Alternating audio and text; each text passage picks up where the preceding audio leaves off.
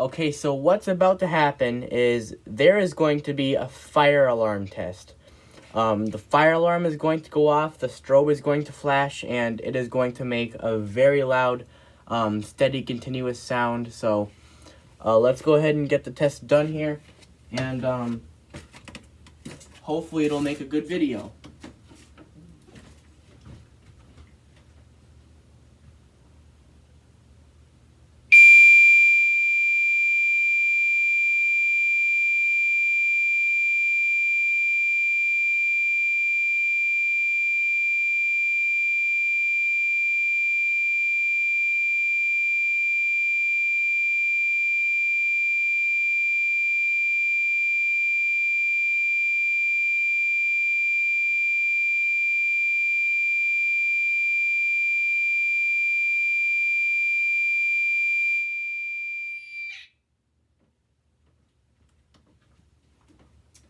Okay, that is the end.